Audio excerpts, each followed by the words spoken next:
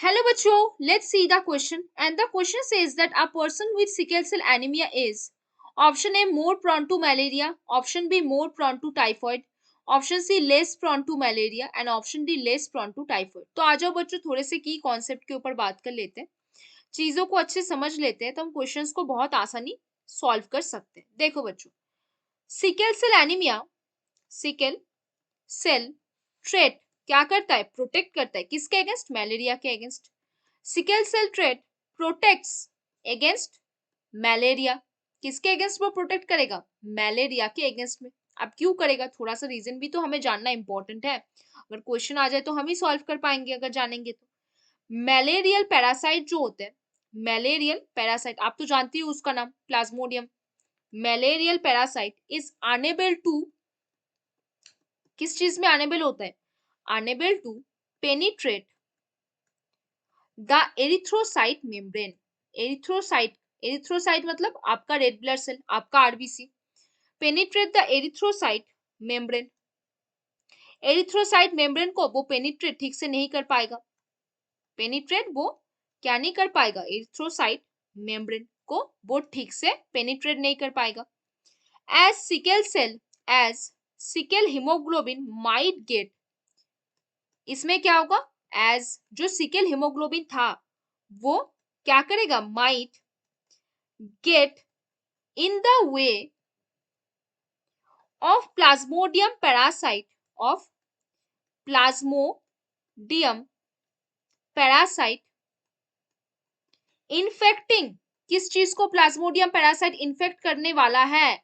RBC या फिर आपके रेड ब्लड सेल्स को।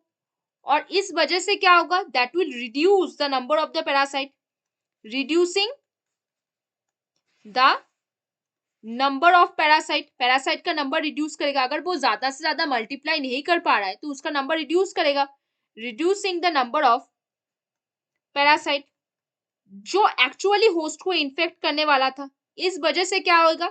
प्रोटेक्शन आएगा अगेंस्ट, प्रोटेक्शन आएगा किसके against? Against this disease, against the disease. तो हमने अभी क्या जाना बच्चों? ध्यान से देखो, हमने ये जाना जो सिकल सेल ट्रेट होता है वो किसके अगेंस्ट प्रोटेक्शन देता है? मलेरिया के अगेंस्ट वो प्रोटेक्शन देता है।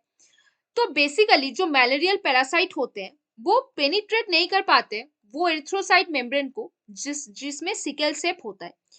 तो इस वजह से क्या होता है?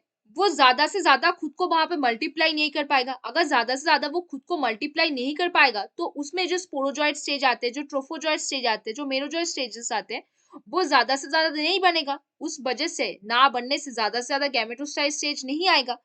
तो होस्ट के बॉडी को प्रोटेक्शन मिलेगा, जो होस्ट का बॉडी है उसको प्रोटेक्शन मिलेगा उस डिजीज से। अगर वो ज्यादा से ज्यादा मल्टीप्लाई नहीं कर पा रहा है तो ज्यादा से ज्यादा टॉक्सिक भी वो रिलीज नहीं कर पाएगा, जिसके वजह से होस्ट के बॉडी में प्रोटेक्शन काफी ज्यादा बना रहेगा। तो बच्चों इसमें क्या होगा? मलेरिया में बहुत अच्छी खासी एक प्रोटेक्शन मिल सकती है अगर आपकी आरबीसी का शेप सिकल शेप हो जाए।